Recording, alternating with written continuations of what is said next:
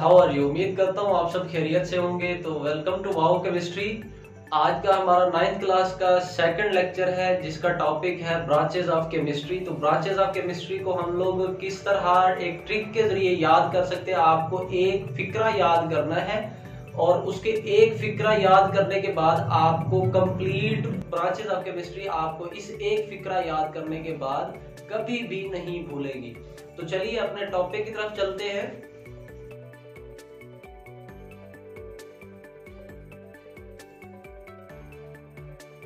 तो branches of chemistry को याद करने के लिए सबसे पहले इनके नाम किस तरीके से याद करने हैं और कितनी ब्रांचेस हैं उसके लिए मैंने एक फिक्रा बनाया है जिससे आप तमाम की तमाम ब्रांचेस आसानी के साथ याद कर सकते हैं। वो कौन सा है आइए देखते हैं।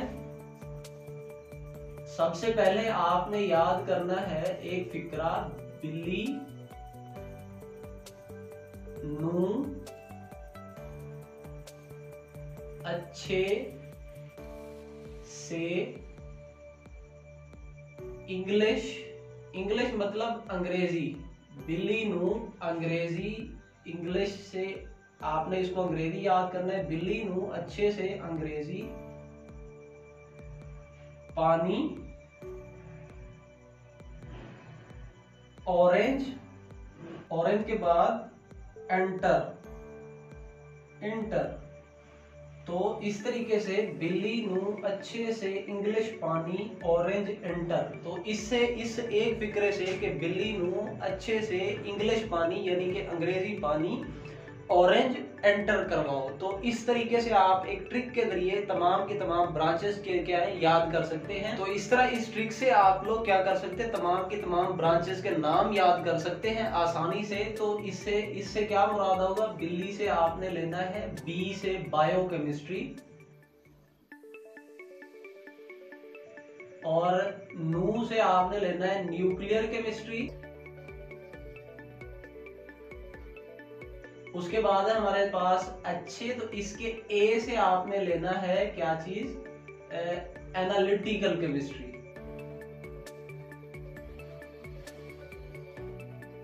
उसके बाद है से, इसको आपने खाली छोड़ देना है। उसके बाद इंग्लिश ई एन से आपने इसका लेना है मतलब इन्वायरमेंटल केमिस्ट्री।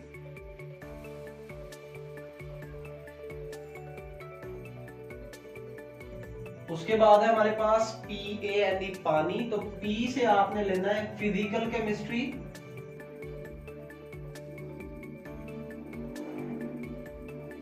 इस फिजिकल केमिस्ट्री के बाद है ऑरेंज यानी पानी, ऑरेंज से आपने ओ आर से लेना है ऑर्गेनिक केमिस्ट्री। उसके बाद है एंटर, तो इससे आपने दो मतलब लेने हैं आई एन से आपने दो मतलब लेने हैं। एक तो इंडस्ट्रियल केमिस्ट्री और उसके बाद है आई एन से इनऑर्गेनिक केमिस्ट्री।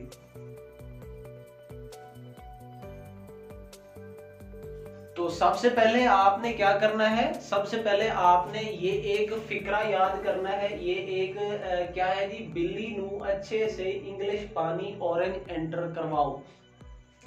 तो इससे आपने क्या लेना है, बी से बायोकेमिस्ट्री, नू से न्यूक्लियर केमिस्ट्री, ए से एनालिटिकल, ई एन से इन्वायरमेंटल केमिस्ट्री, पी से फिजिकल केमिस्ट्री और ओ आर से ऑर्गेनिक केमिस्ट्री, आई एन से इनऑर्गेनिक केमिस्ट्री और इंडस्ट्रियल केमिस्ट्री। तो इस तरीके से हम क्या कर सकते हैं, आसानी से ब्रांचेस ऑफ केमिस्ट्री याद कर सकते हैं। उनके नाम हमें इधर उधर हो जाते हैं, तो इस तरीके से हम लोग क्या कर सकते हैं, ऑर्गेनिक केमिस्ट्री के जो हमारे पास केमिस्ट्री की ब्रांचेस है, इस तरीके से हम लोग आसानी से इनके नाम याद कर सकते हैं।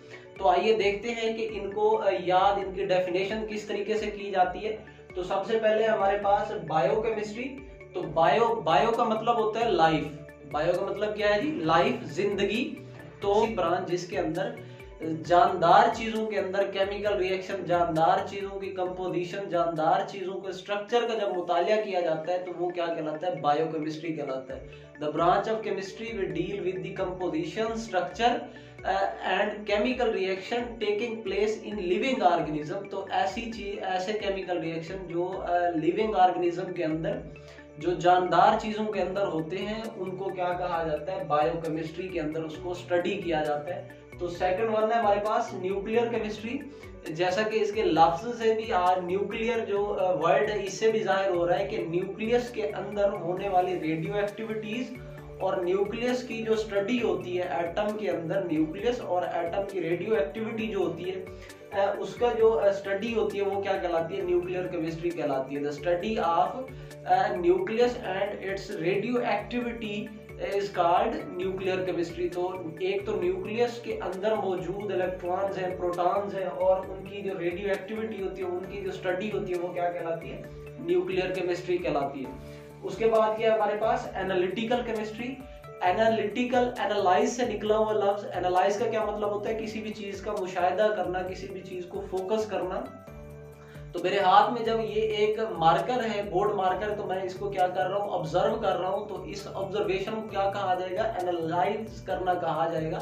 तो इस एनालाइज करने को क्या कहा जाता है, एनालिटिकल केमिस्ट्री कहा जाता है, जिसके अंदर हम लोग डिफरेंट चीजों की सेपरेशन टेक्निक्स देखते हैं और इन सेपरेशन टेक्निक्स के बाद इनको क्या किया जाता है, इसके एनालिटिकल केमिस्ट्री को दो हिस्सों के अंदर तकसीम किया जाता है। एक को क्वांटिटेटिव एनालिसिस कहा जाता है और दूसरे को क्वालिटेटिव एनालिसिस कहा जाता है। तो जब मेरे पास एक मार्कर है, अगर मैं इसकी तादाद गिनना शुरू कर दूं कि मेरे पास कितने मार्कर हैं, एक है, दो है, तीन है, तो ये क्या कहलाएगा, क्वांटिटेटिव एनालिसिस कहलाएगा। तो इसी तरह अगर मैं इसकी कोई क्वालिटी देखता हूँ कि इसके ऊपर क्या है जी, इसकी क्वालिटी कैसी है, अच्छी है, बुरी है, ये क्या है जी, ठोस है, या फिर इसकी क्या है, इसकी कुछ प्रॉपर्टीज अगर मैं देखूंगा, तो जब किसी भी चीज की क्वालिटी मालूम की जाती है, मयार मालूम किया जाता है, तो वो क्या कहलाता है, क्वालिटेटिव एनालिसिस कहलाता है। तो इस तरह एनालिटिकल केमिस्ट्री को दो डिफरेंट पार्ट्स के अंदर तकसीम किया गया है। कौन कौन से, एक क्वालिटेटिव और दूसरा क्वांटिटेटिव एनालिसिस। तो उसके बाद है हमारे पास इन्वायरमेंटल केमिस्ट्री। जैसा कि वर्ड से भी जाहिर है, इन्वायरमेंट, तो इन्वायरमेंट के कंपोनेंट्स जो होते हैं, हमारे माहौल के कंपोनेंट्स जो होते हैं, उनकी जब स्टडी की जाती है, इन्वायरमेंटल कंपोनेंट्स की स्टडी की जाती है, तो वो क्या कहलाता है, इन्वायरमेंटल केमिस्ट्री कहलाता है। तो उसके बाद है हमारे पास फिजिकल केमिस्ट्री। तो फिजिकल का मतलब होता है तिब्बी, जिसको हम लोग क्या कहते हैं, अक्सर औकात हम लोग फिजिकल का मतलब लेते हैं किसी भी चीज को टच करने को। अगर हम किसी चीज को टच कर रहे हैं तो इसको हम लोग फिजिकल अप्रोच कर रहे हैं। तो इसका मतलब है तिब्बी जो भी स्टेट्स होंगी मैटर की, तो किसी भी एटम की फिजिकल स्टेट्स या भी किसी एटम की फिजिकल स्टेट्स का मुतालिया किया जाता है, तिब्बी हालतों का मुतालिया किया जाता है, तो वो क्या कहलाता है, फिजिकल केमिस्ट्री कहलाता है। तो उसके बाद है हमारे पास ऑर्गेनिक केमिस्ट्री।